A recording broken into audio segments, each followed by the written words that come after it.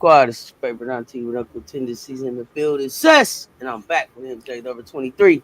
Cess Talks Bets. Presented by Cess Talk Sports. We don't have any sponsors right now. We don't have any sponsors, right? We don't have any sponsors for this segment right here. We are back, really, though. No, all jokes aside, we are back with the Colorado Buffs edition. Scope Buffs. I'm going to give a quick recap. We're going to and then of course they had we're gonna give a recap of the last game they played. And then we know they had a bye. We're gonna give a preview and some picks of the game coming up. And then we're gonna just kind of hang out and have some therapy, watch some hoops, talk some hoops, jump in the chat. Let's go, MJ. Yeah, I was just in here fixing up some of my cooking up some of my old parlay bets, and yeah, still getting some updates here and there from some party people. But yeah, let's. I thought I picked this nice little picture from one of the weekly videos stating practice players in the NFL make between $12,500 to $21,300 per week. Per week, that is. So even if you do not make a squad right off the top. We talking about practice. Practice. We talking about practice? Yeah, I mean every practice? week. We talking about practice. Okay. That's another one. Week. Every week.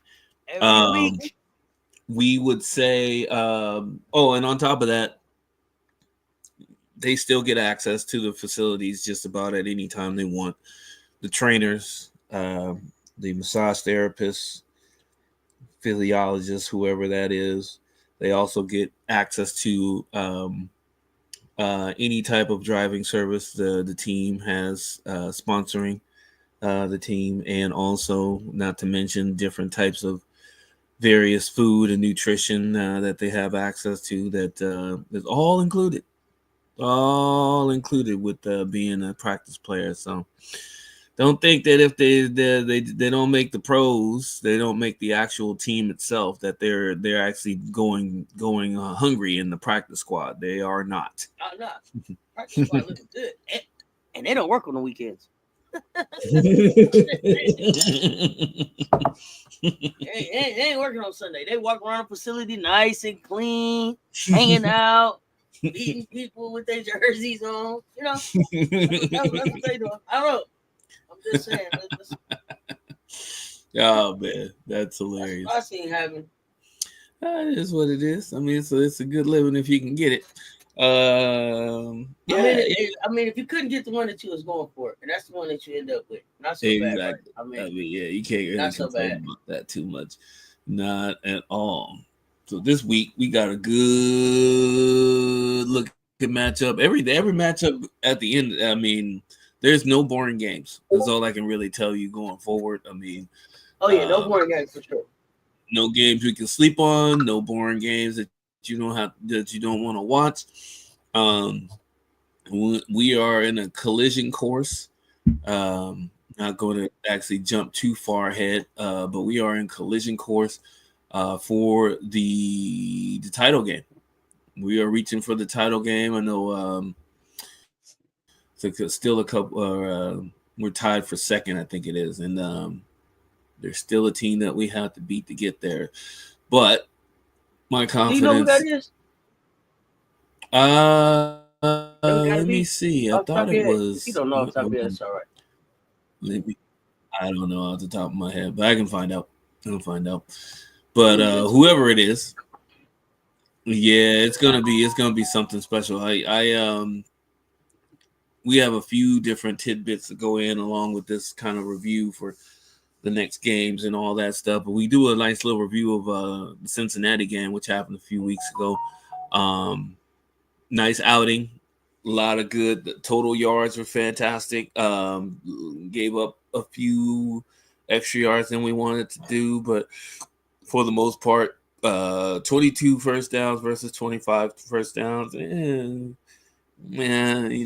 that could be a lot better. But I think the big plays made a lot more big plays than Cincinnati did, and those, of course, were the difference in the game here. So okay, I mean, we kind of flexed on it.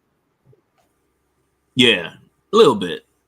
I mean, it was good to see the usual suspects come out and do what they do, but a lot of good plays on defense. Getting off the field on third down. We did get off the field on third down in a few crucial moments. Middle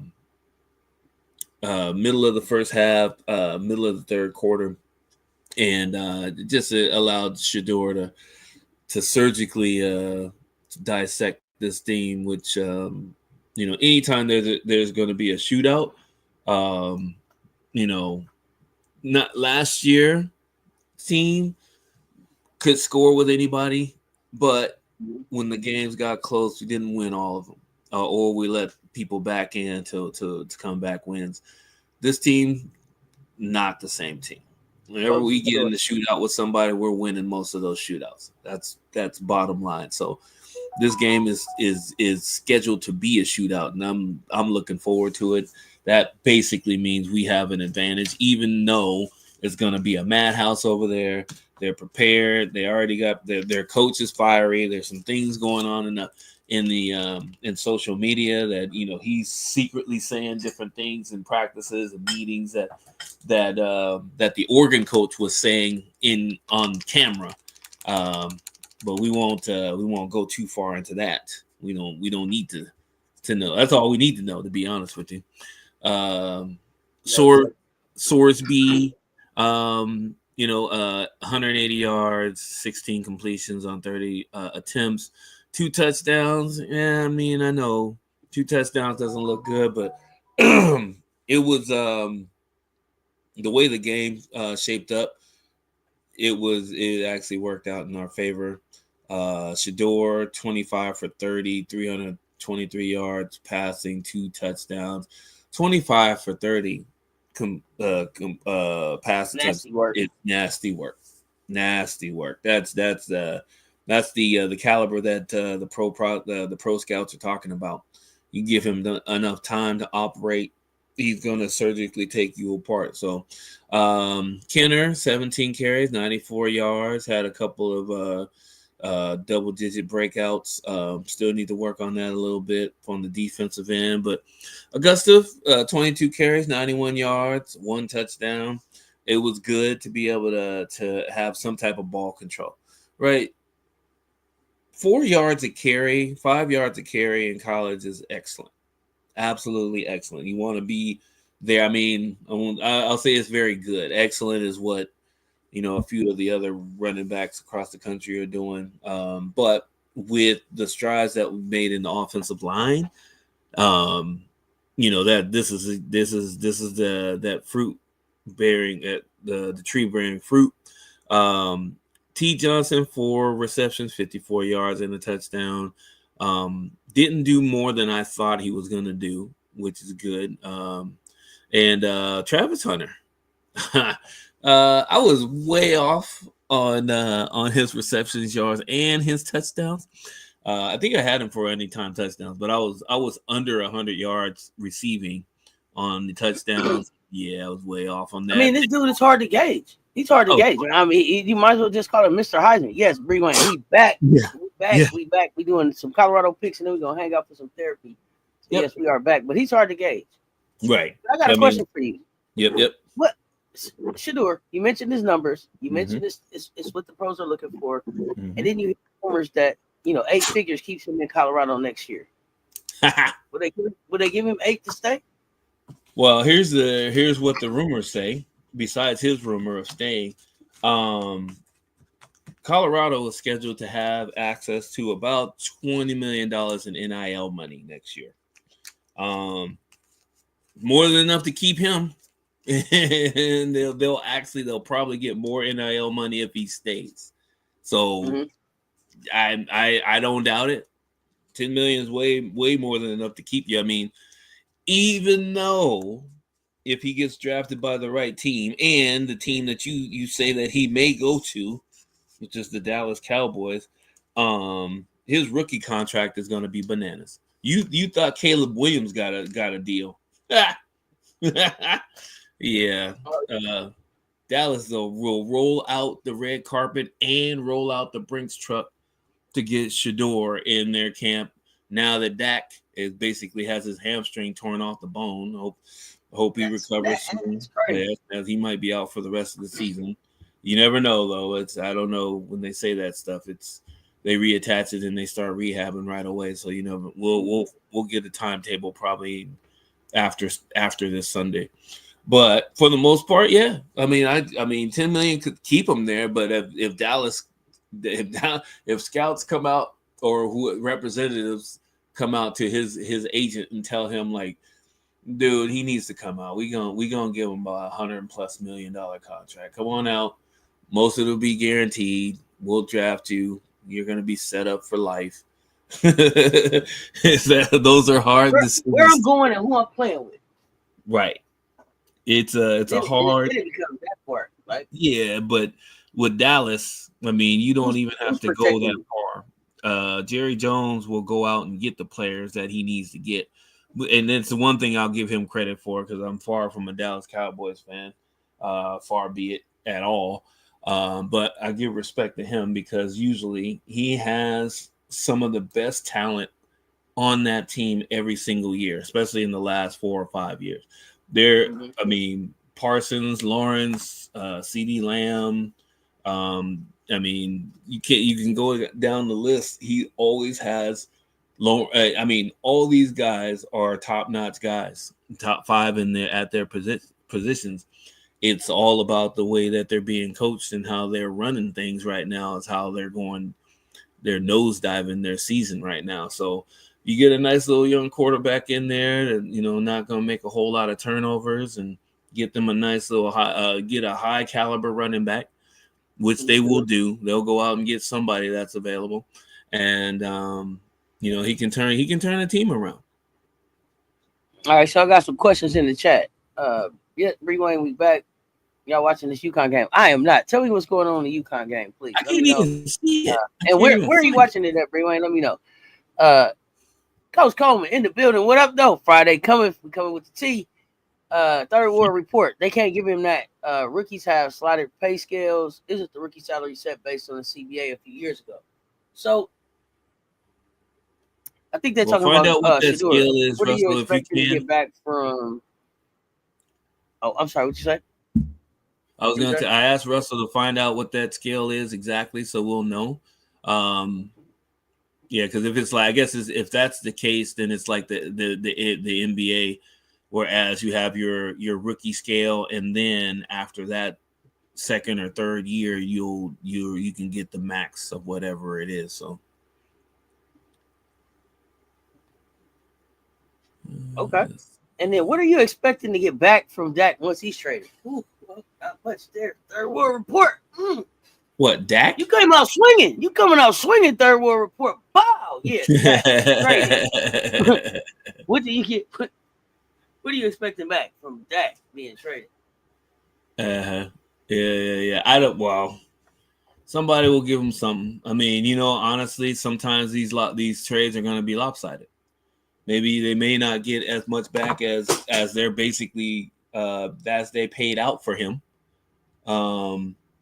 But but then again, I don't. You know what? It's weird because you have a quarterback that's 4,000-yard passing quarterback, and the old saying, if they're in, some players need a change of scenery.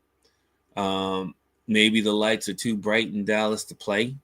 That's too. I mean, it's the same thing, when you play in New York or LA. Or other high-profile teams, sometimes the lights are so bright, cats can't handle it. They can't handle the pressure. They can't handle the criticism. They can't handle the expectations. But sometimes you need to go to a team, like Jacksonville or Tennessee or, some of these other teams that don't have those whole high-profile standards or those high expectations, right? They're rebuilding, that type of thing, right? Sometimes there's cats that need to go there. I mean, people say there's shame in it, but I mean, it is what it is. Either you can handle the pressure or you can't. right? I mean, we were talking bad about Joe Burrow a couple times in his career, right? I mean, in Cincinnati, he's in Cincinnati, pulling rabbits out of his hat almost every season, right? I mean, I know he has Jamar, he has his buddy Jamar Chase, but still, I mean, you look at Cincinnati and just look at their history. It's not Super Bowl or bust, even though they did get into deep into the playoffs and they lost, to that one guy in Kansas City. I mean, but there's no shame in that because a lot of people have lost to Mahomes in the playoffs. So I mean, that kind of is what it is. But yeah, I mean, it kind of is what it is at this point. Dak is, I mean, it's the sink or swim is already that was even last season. I don't know what I can't remember what the slogan was for him coming into this season, but evidently it didn't work out. It hasn't worked out, even with the weapons that he has, and it didn't hurt that his number 2 receiver went out. That deep threat. Now everybody's keying on CD Lamb, and even he's dropping passes every once in a while. So, and they just paid him. So, go figure. Why isn't my YouTube updating? It's not streaming. Interesting. Oh, you're on mute. I don't know where the UConn game is at, y'all. I am. Audie's on my screen right now, so I got the Iowa State game up. I was in S.co. Discord. Oh my goodness, it's like 30 people watching. Cowboys might get first round pick, a second round pick for Dak. Page don't even got to play the whole game against these clowns. Okay, just like that. Yeah. Okay, LL. So I ain't missing nothing. Okay. Why they got LL? We got big audio on right now. Why they gotta be clowns? She's doing the interview right now. The UConn game on SNY. But when I went to SNY, they was like, no, you're not from here. You can't, like, I tried to buy it. They like, you can't buy it. Interesting. And I tried to add it to my YouTube. I couldn't add it to my YouTube, so I don't know. Well, that's not good. Emily Jones, it's an interview right now. I just turned it on, so I'm gonna have to see about Audie. I'm sorry. UConn game on. Paige just can't keep weight up. She already looks depleted. Oh goodness. Emily Jones, stop it. You gotta buy SNY now. I don't know. When I tried to log in with my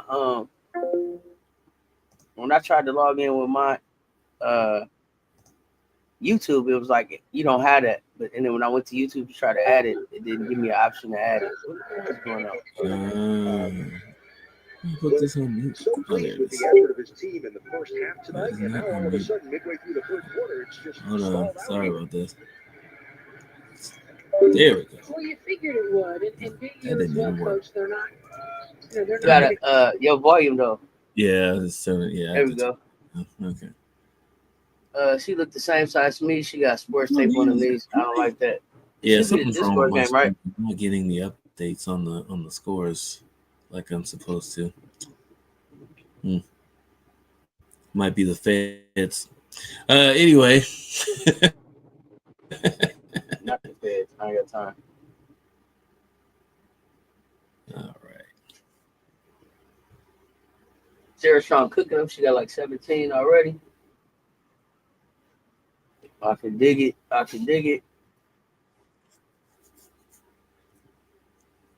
Are you on mute again? All right, so no, I shouldn't be. You can't hear me now? Hold on. Let me jump out of here real quick. All right, out and out. There we go. Can you hear me? Yeah, I got you. Okay, good. So I had to get out of that slaughter of a game. Okay, so last 5 games, basically what you're looking at is high scoring on both sides, right? I think, well, I mean, they're going to be playing at home, so you can look at the home games where, they scored 50, or they scored 35 in a loss, 44 in a win, 30 in a win. But you're going up against a team that scored 38 against the same team they lost to, which we beat in overtime, which we'll take, 48, 31, or 28 in the loss, 34, and 34. So we're consistently scoring about 35 points a game, if not more. We know that they can score. But we also know that our defense can get stops. And that's one of the things that we were worried about last year. We didn't know if our defense could get stops because most of the time in the second part of the season we couldn't. Now we can. So that's one of the advantages that we're going to have. The home field advantage is going to be tough just because it's good. I anticipate there's going to be some false starts. There's going to be some holding penalties and different things on that just because of not hearing the snap counts, getting in sync with each other, that type of thing that's going to happen. But I think for the most part, we'll still be able to actually put some points up on the board. Got to keep the quarterback in the pocket and pressured so he doesn't get out and find open people. But it's going to be a good matchup. It's going to be a good game. I think we'll be able to shut them down in crucial spots, not completely. Oh, I think we're going to shut them down. I got us shutting them down completely. I'm sorry. I do. I'd love to see some sacks. That's what I love. If we can 3-4 sacks in this game, that would be great going forward. Just gives us more confidence to the defense going forward. And it's always good to make sure that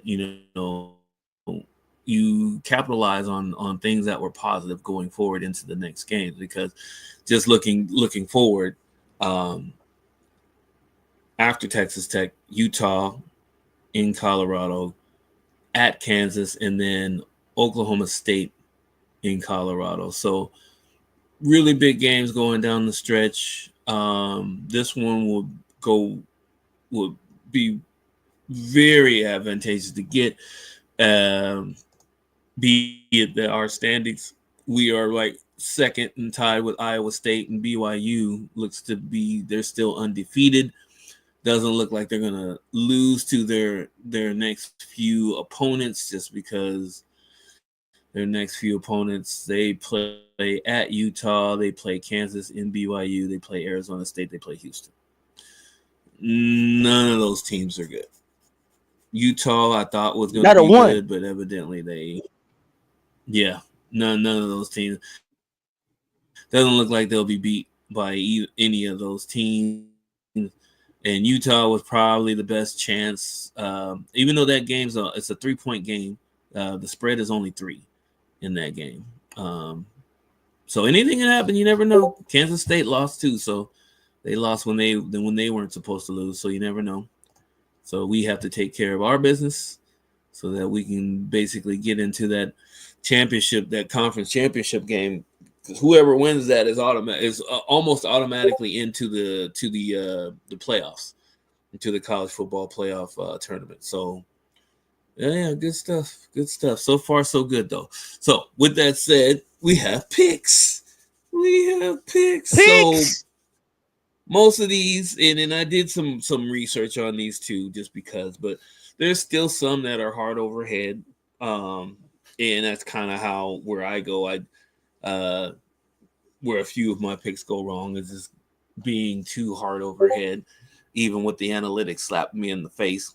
Shedeur Sanders passing attempts under 37.5 passing attempts. I just believe that, since the three-headed monster at running back is starting to actually gobble up some yards and gobble up some time possession, I don't think he's going to need to throw 40 times in a game, right? Not in this game, even though he could.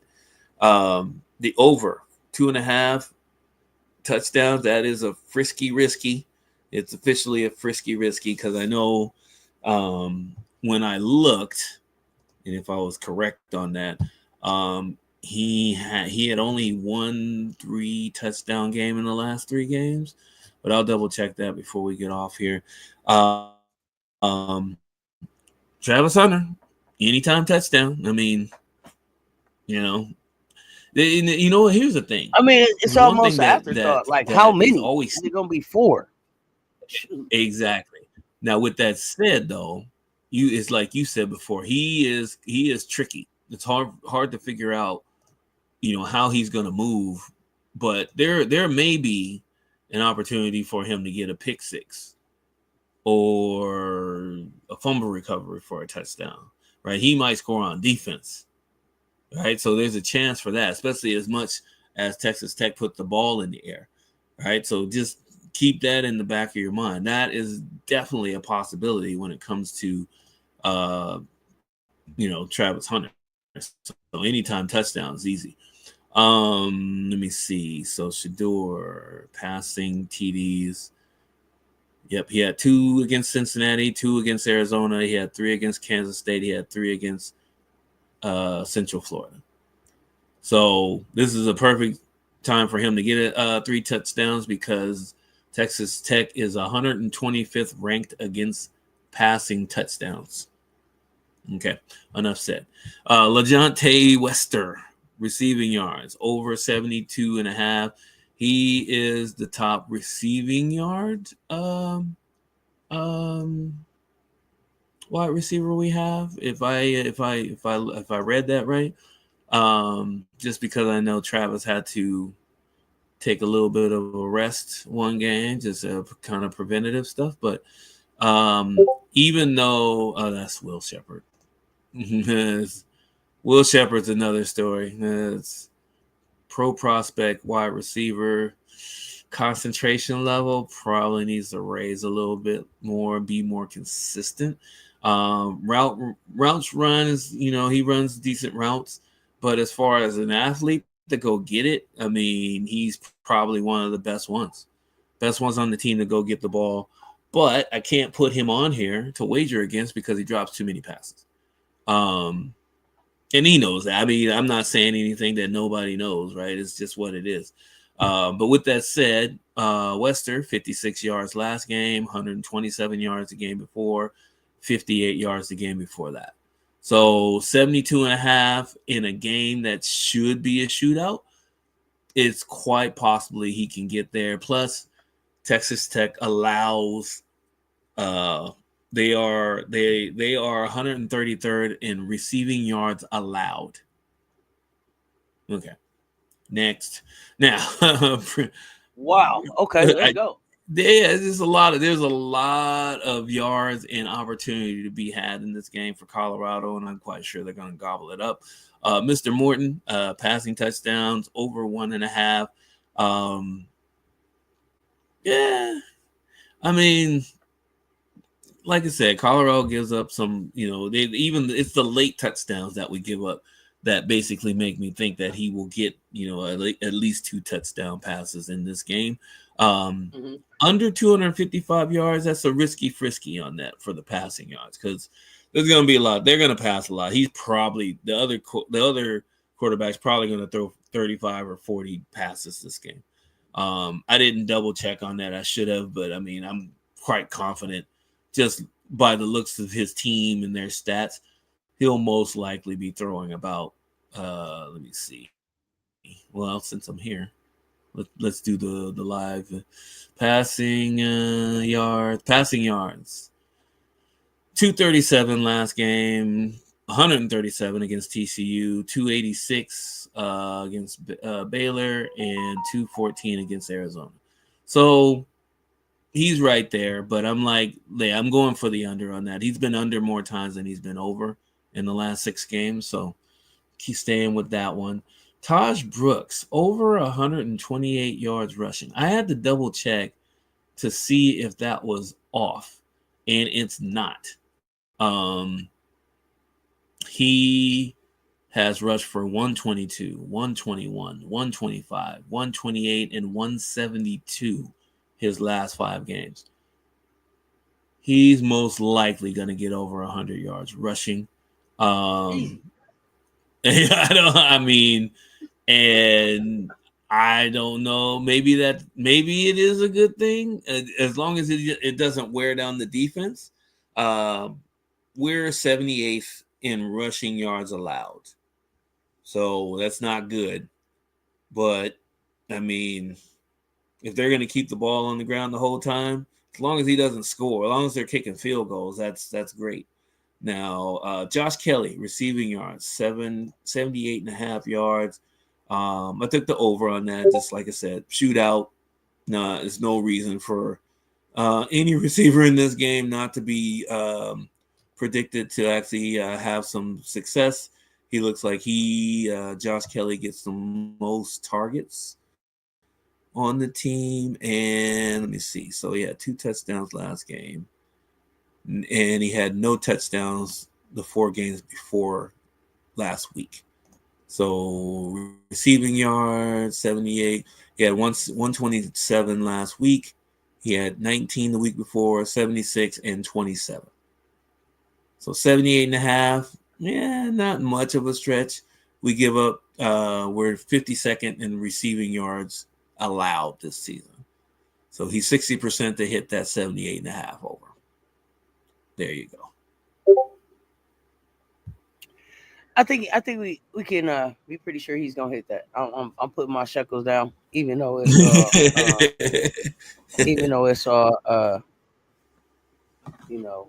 for education and entertainment purposes. But we got to get ready and get to the hoops here. So we are gonna get ready and get out of here so that we can get to the hoops. We got some good games on tonight. Yeah, we got some good games on tonight. Before we go, I want to give a shout out to 2 of the other 2-way players that we have going for Colorado that a lot of people may not know about. Isaiah Hardage, 5'10", 160-pound running back. He's coming over on running back to help out, spell some of the bumps and bruises over there, which is great. Tyler Brown, who is actually taking reps on defense, 6'3", 310 pounds, very quick on his feet. Started at right guard at the beginning of the season and then moved to a natural guard position later on in the season. But he is actually taking reps on defense to help with the pass rush so we can get more sacks and hopefully shut down the run game a little bit better than we did the week before. Exactly. And with that, we're going to get ready to get out of here, y'all. Appreciate y'all pulling up. up. Yes, y'all. I know what it is. We go. Yeah.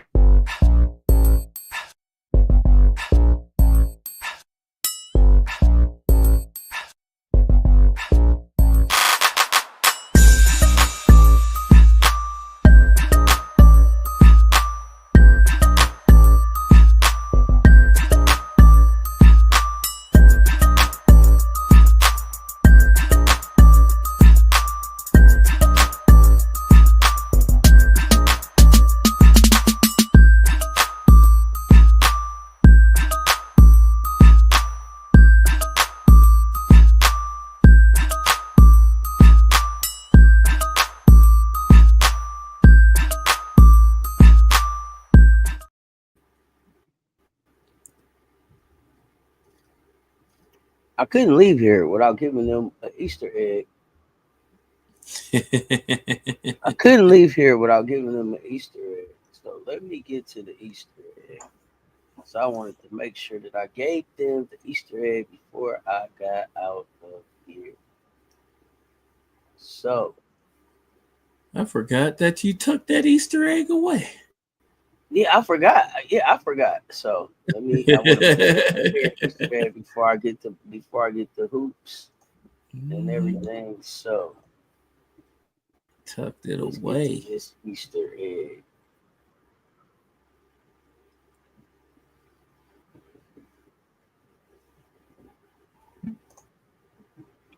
Here we go. The Easter egg of the day.